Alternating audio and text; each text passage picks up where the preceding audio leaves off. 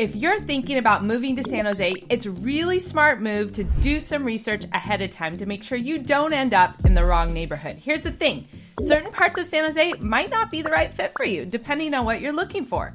If you move to the area that doesn't fit your needs, then you might end up disliking it and wanting to sell your home and relocating, and that's just a huge hassle, and no one wants to go through that. So let's go through this video to help you avoid that mistake. Now, quick disclosure, I'm not here to steer you toward any specific neighborhood in San Jose based on factors like race, religion, or anything else, and I don't even know you yet, so how would I? Steering is a violation of the federal housing laws, which I take seriously. So just to be clear, I'll be talking about these communities in general terms based on my personal experience or feedback from clients and what locals have shared with me. Now, with that out of the way, let's dive into the different areas of San Jose. So I'm going to show you here my screen. We've got San Jose highlighted on the map. And as you can see, it is a really big area in the South Bay area. This is the San Francisco Bay at the very end. And San Jose covers most of this valley here in the South Bay. It's bordered by hills on this side and on the south side here as well. So it is a spread out, very large city covering 180 square miles. Yeah, it's huge. And there are over 1 million people that live in this city. It is the largest city in Silicon Valley and one of the most affordable areas near the tech companies. So many Silicon Valley workers live in San Jose and commute to downtown companies like Adobe or access key highways like Highway 101 that goes up the peninsula here, or 680 to go up to the East Bay and some of the tech companies here. Or you can take 85 and 280 to also get up depending on what part of San Jose you're coming from. Now, San Jose has many distinct neighborhoods ranging from upscale areas to more affordable options, as well as newer construction that is higher density living compared to spread out single family homes with nice backyards. So there's so many different options. It really depends on which area and pocket is best for you. So today we're going to talk through 6 different areas and neighborhoods to break it down a little bit for you, to give you a high level overview. And of course, if you want more custom guidance or have specific needs that you're looking for, I would love to talk with you. Reach out at the number on the screen and we can have a personal conversation. But let's go ahead and get started. We're going to start right here in the heart of San Jose, not in downtown, but just south in the Willow Glen area. Let me zoom in here. So Willow Glen is located just south, west of downtown San Jose. Right here. The main drag is Lincoln Avenue, starting here at Minnesota and going down a few blocks. But the main intersection is going to be right there at Lincoln and Minnesota. Now, what I love about this location, it is very close to downtown. It's also close to the airport. It's about a 10-minute drive to the airport. And there's some really neat areas in Willow Glen. It's known for its tree-lined streets, its historic homes, and it's a vibrant downtown with boutiques and great restaurants. And it also has a small town Main Street feel with street festivals and bustling streets on weekend nights. People out for date nights or out and enjoying the California weather. I have clients that just love to be in this downtown area because it has such a fun vibe and it's upscale as well. So it's a great place to hang out. So what are some of the pros and cons of this area? Well, there's a very strong sense of community. That for sure is a positive. But because of that, you're going to see some high prices, and we'll get into home prices to give you an idea. It is very walkable community, but it is an older built-out community with homes mostly built prior to 1950, which there's some differences in foundations and structures and how things were built and designed back then versus where they are today. So that is one potentially downside for depending on what you're looking for. It's though a very cute neighborhood with lots of character because you are seeing some really unique styles, bungalows, Victorians, beautiful estates on larger lots. There's so many different options in this community and so much character and variety. Now, typically you're going to find 2 to 3 bedroom bungalows built in the 1910s to 1920s with craftsman style homes. You're also going to find pockets of mid-century Eichlers that can run around $2 million and stunning custom estates from the 1930s on those larger lots I mentioned that can be in the $2 to $4 million range. And even some totally rebuilt custom estate beauties that are just stunning. So if we go ahead and look at the MLS here and show you what's sold in the Willow Glen area in the recent months. So this top one, look at this, $5.3 million. Yeah, pretty crazy. But as you can see, many in the $3 million range. If you watched my video about where the ultra wealthy live, there are plenty of homes in Willow Glen selling in the $4 million range as well. Just not as many in the last 30 days. But you scroll down and you're going to see the price point here for single family homes is quite high, but there is a decent range, 1.1 million, but look at that, 99 years old. Plenty of these homes are over 100 years old. And so, like I mentioned, built a lot prior to 1950. So a very diverse range of size and property, some 2-bedroom, 1-bath bungalows, all the way up to these really large, beautiful estates like I mentioned. Now, we're not looking here at the MLS at the townhome options, but what I'm going to tell you is if you really like this community and you just don't have the budget to move into it, townhomes are a great option because there are several communities in Willow Glen that do have a lower price point, but still allow you to enjoy the lifestyle and the community around this area. One of my favorite townhome communities is called Forest Glen, which is literally just 1 block to that downtown area on Lincoln in Minnesota that I mentioned. And these sell from $1 million to $1.2 million with an HOA fee of about $500 a month. I sold one of those not too long ago and it was just stunning. So the community there is tree lined and very well cared for. And you're just downtown in the hub of walking distance to the great events in the Main Street area. All right, let's go ahead and shift over to the second pocket that we're going to talk about today. We're going to now zoom out on our map here a little bit, and we're going to look at Almaden Valley. So downtown San Jose being right here, we were just talking about Willow Glen. So if we zoom all the way back here into Almaden Valley, which is a little sliver that goes back here, there's another ridge of mountains here called the Capitancios Ridge. So Almaden Valley tucks back in this way towards South San Jose and Morgan Hill. Now, Almaden Valley is a very unique suburban neighborhood known for its top-rated schools, larger homes of 2,000 square foot or more that are built in the 1970s or later. So very different contrast of the Willow Glen construction.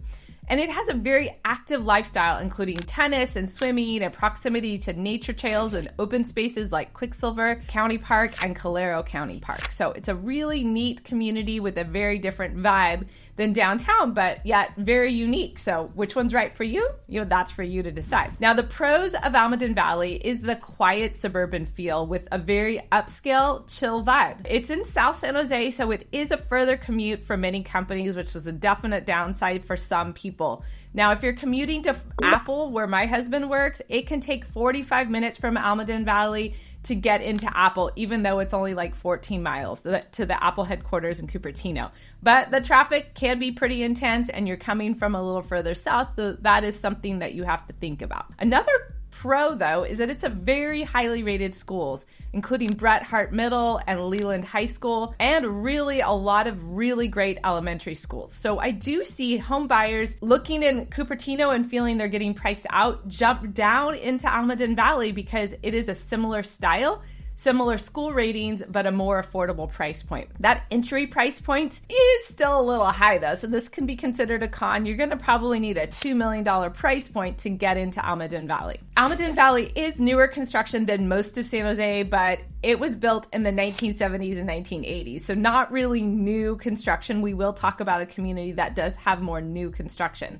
But it is newer than most of San Jose, which was built out in the 1950s and 1960s after the orchards were demoed and this area started to really build out, all pre-Silicon Valley times, right? But the downside to Almaden is there's no downtown area or gathering spot like there is in Willow Glen. That is like a huge reason why people do move there. But my favorite part about Almaden Valley is, again, the access to open spaces and nature and surrounding oak tree covered hills. You can hike, you can go for walks, you can just really remove yourself from Silicon Valley because you're, number one, set back into another valley, but number two, it's just so much outdoors and open spaces around you. And the last con I'll talk about is if you live in Almaden Valley, you need a car. There are parts of Almaden Valley where it's walkable to daily needs like grocery stores and restaurants and things like that.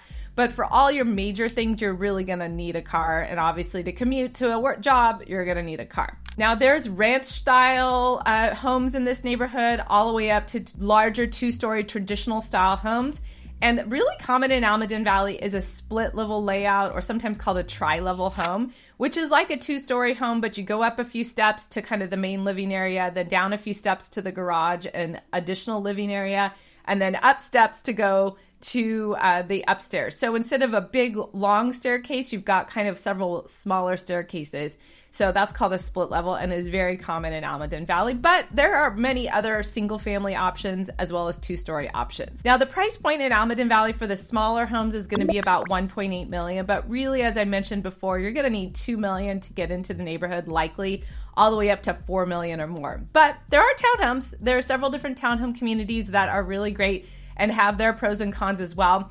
I do have a video on the most affordable properties in Almaden Valley, and there I highlight some of these townhome communities, but you can get a townhome in the 1.2 to 1.4 million. So again, if you like the vibe and the lifestyle and the schools, there are lower budget options to get you into that community. All right, area number 3 we're gonna talk about is the downtown San Jose area. So you've got the airport here, you've got Japantown, which is kind of downtown, but if we zoom in, the downtown area we're really talking about here is right on this section of Santa Clara Street and Highway 87. But you see 280 comes through here, 101. It's kind of the hub of a lot of different freeways. So downtown San Jose has its very own vibe. It is central. It has much more of a true city feel and a mix of high-rise apartments, tech offices, and cultural landmarks, because there is a lot of history. I'll do a tour walking you through downtown San Jose, but some great history in downtown as well. So it is very walkable, but parking can be an issue because there are a lot of people that come and it's higher density. You're gonna have to pay for parking in a garage, whether that's one-time use or monthly use, or pay the parking meters. Unless you have a townhome, which is very rare in this area. There's much more condos or, you know, corporate kind of style living. So the nightlife in downtown, it does exist. There's actually some great nightlife, especially in San Pedro Square area. And it does have a higher crime rate than some other areas of San Jose. That is one con, but there's still a lot of people. It's like living in a larger city, so you just got to get accustomed to that. But you have great access to restaurants and theaters, which means it's going to be louder, longer hours. It's not the quiet suburbia feel that you're going to see in Almaden, but if you like that environment, it could be just perfect for you. And it is really has great proximity to public transit. There's trains and light rail and a lot of different things that come into downtown San Jose, and they're actually working on building that up even more so that there is more of public transit in the area. But San Jose is not really known for its public transit, but there are certain pocket neighborhoods, if you do live, you can leverage the public transit. Now, because they're building up and there's high rises, there's construction just going on all the time in downtown, which contributes to that louder environment that we did talk about. That being said, there's a lot of newer condo buildings that have gone in, so you can get some nice buildings with really nice amenities. But those, of course, are going to be on the more expensive side. So really just depends on what you're looking for. Lots of condos, some townhomes, and if you go a few blocks outside of downtown, you're going to find some older single-family homes, including Victorians and craft-style bungalows. Nagley Park is just a few blocks off of downtown, and it is a stunning area, historic area of downtown San Jose. Now, the price point is going to be about $500,000 for a one-bedroom condo, up to about $1.6 million to a really nice high-end downtown high-rise condo. Now, single-family homes can run from $900,000 from a really small older home under 1,000 square feet, all the way up to a house, say in Nagley Park, in the 1.6 to 1.8 range. So big, diverse range, but as you can see, more affordable because this area is not necessarily known for its schools or the land, which is so expensive in San Jose, is that land that we have because we're landlocked by all the hills around us. Okay, so we have downtown San Jose, Willow Glen, which we talked about, Almaden, which we talked about. Now let's talk about Cambrian Park, which is tucked in here with Highway 17 and 85, very near Campbell and Los Gatos, and still very great proximity to Willow Glen.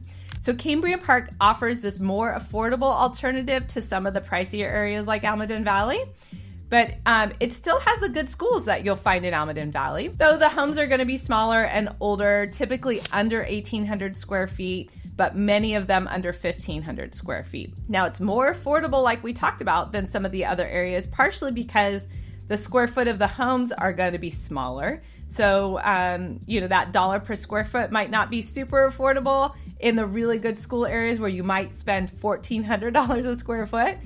But because the homes are smaller, the actual entry price point could be a little bit more affordable.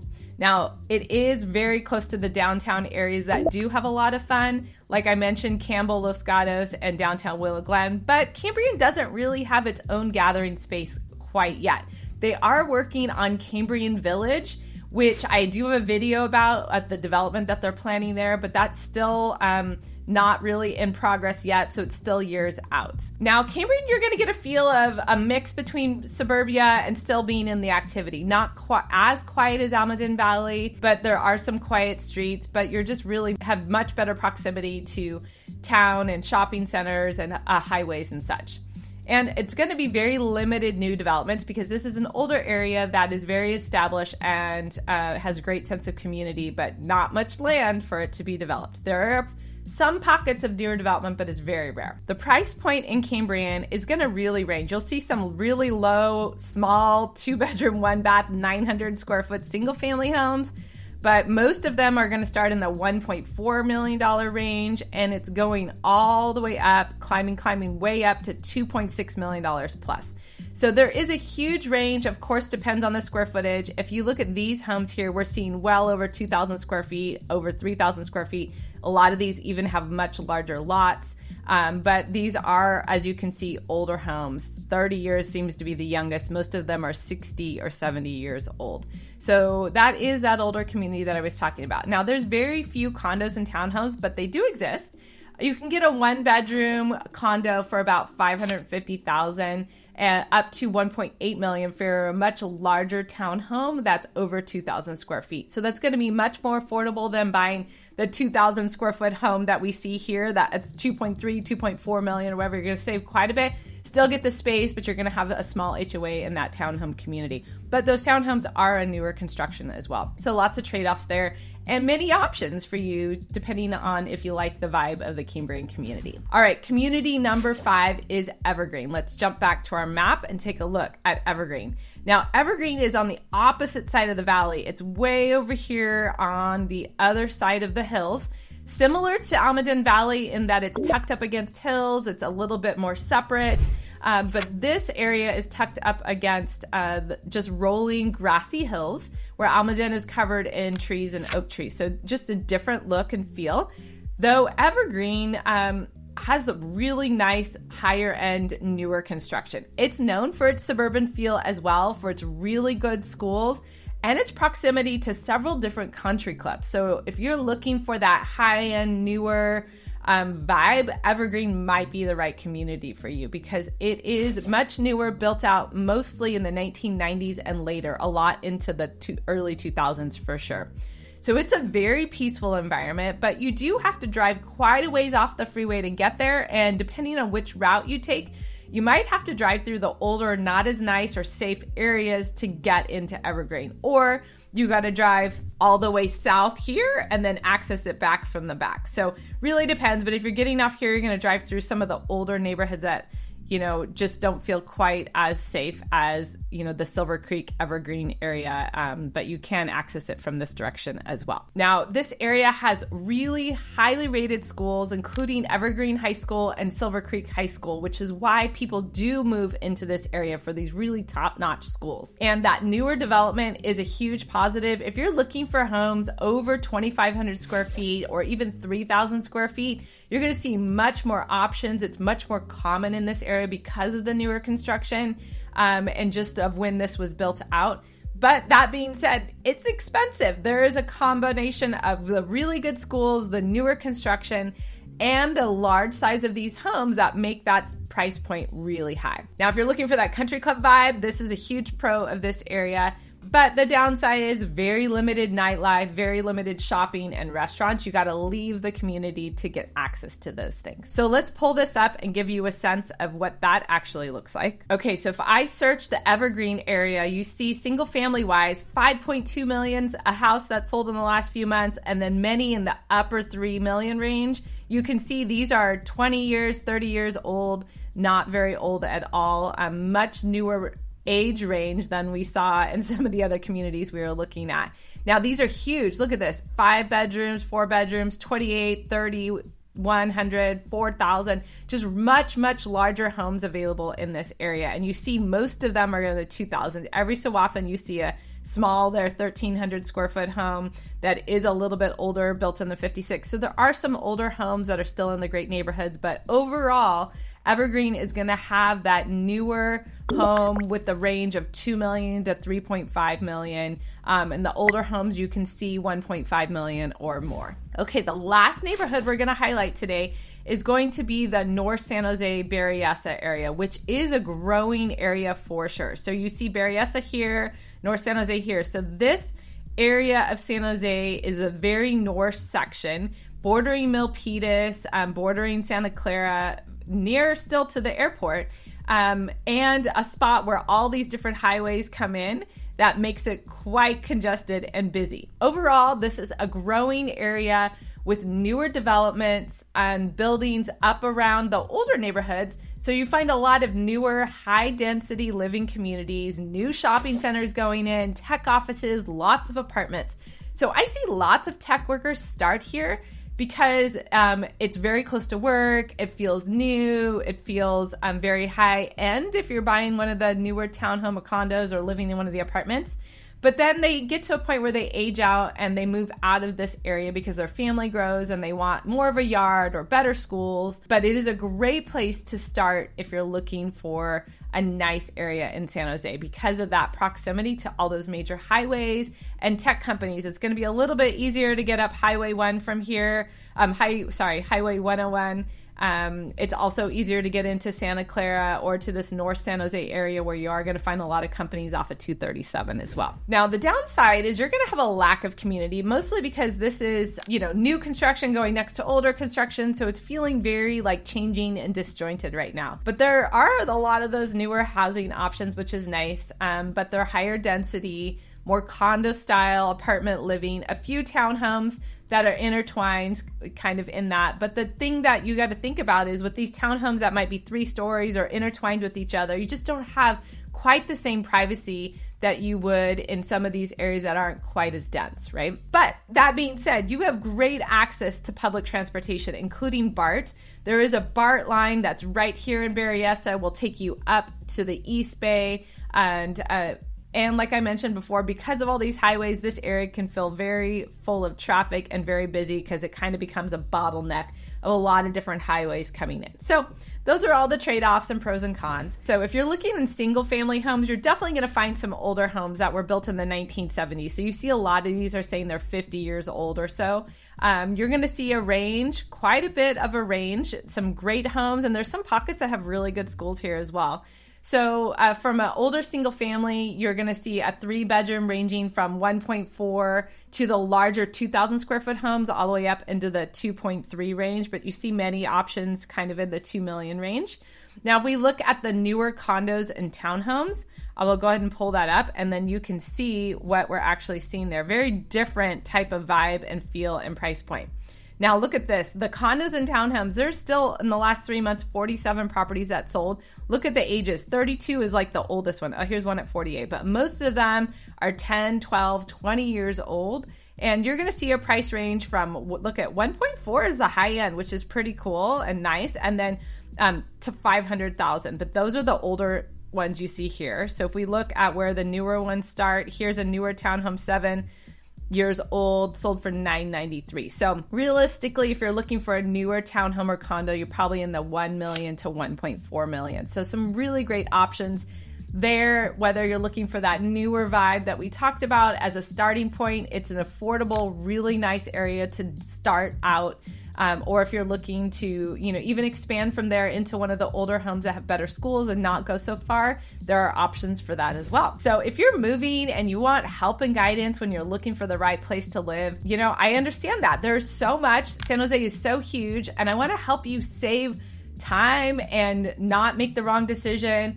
You don't want any problems and headaches when you're trying to relocate. It's so much just to do on its own. So today we didn't cover some of the other smaller cities like Campbell and Santa Clara, which are also really popular areas, but they can be more expensive than San Jose for the same size home. So bottom line is, if you're looking to move to the San Jose area and you would like to talk more about what you're looking for in your next neighborhood, then give a call to this number on the screen and I would love to help you directly. You're gonna call and get me, maybe my assistant, and schedule a time to get me, but you would be working with me. So I look forward to connecting and hearing how I can help and what you're specifically looking for. Thanks for joining me today.